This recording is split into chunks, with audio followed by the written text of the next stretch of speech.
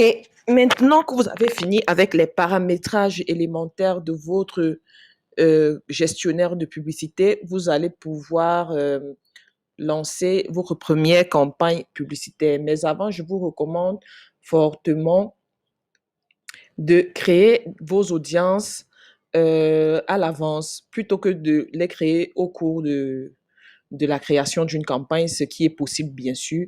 Je vous recommande de créer vos audiences à l'avance. Ça vous permet de le faire posément, de façon réfléchie, sans trop de pression, et ainsi vous pourrez les utiliser ultérieurement quand vous voudrez administrer une campagne.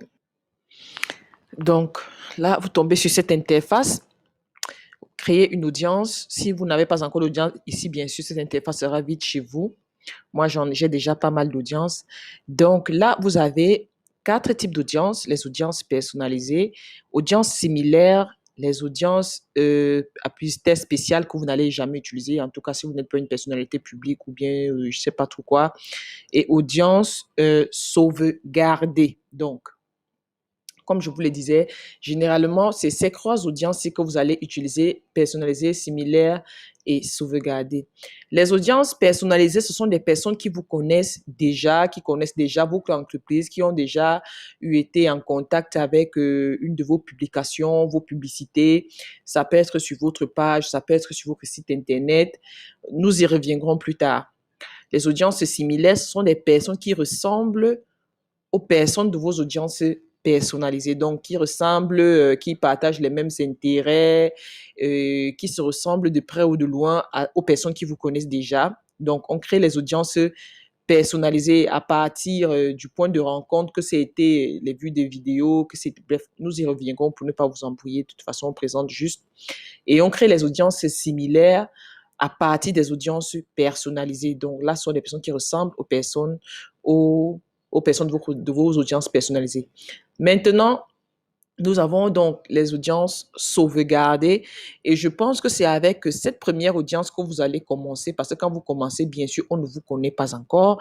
Il faut bien que vous commenciez par cibler votre audience, les personnes que vous pensez qui seraient le plus susceptibles d'être intéressées par ce que vous offrez sur votre page. Donc, nous allons commencer par créer donc une audience sauvegardée. Donc, pour créer une audience sauvegardée, vous allez commencer par la nommer. Mettez le nom, je ne sais pas moi si c'est pour une promotion, je ne sais pas si vous êtes peut-être dans la restauration, vous voulez promouvoir des pizzas, vous pouvez mettre la pizza pour pouvoir vous recouvrir plus tard. De toute façon, c'est une information qui ne concerne que vous.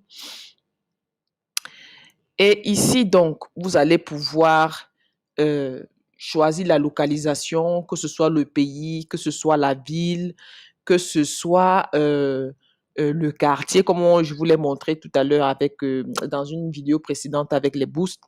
Ici, vous allez pouvoir choisir la tranche d'âge.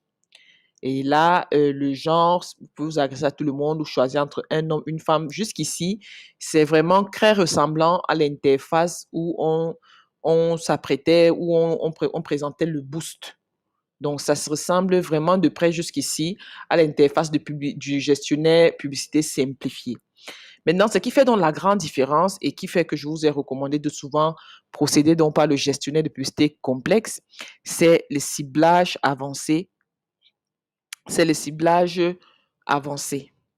Donc, les ciblages avancés ne sont pas disponibles pour les boosts. Pour y accéder, il faut uniquement procéder par le gestionnaire de publicité complexe. Donc, avec le ciblage avancé, vous allez pouvoir cibler selon les données démographiques. Donc, la formation, vous recherchez les gens, est-ce que vous recherchez des personnes qui ont une formation spécifique?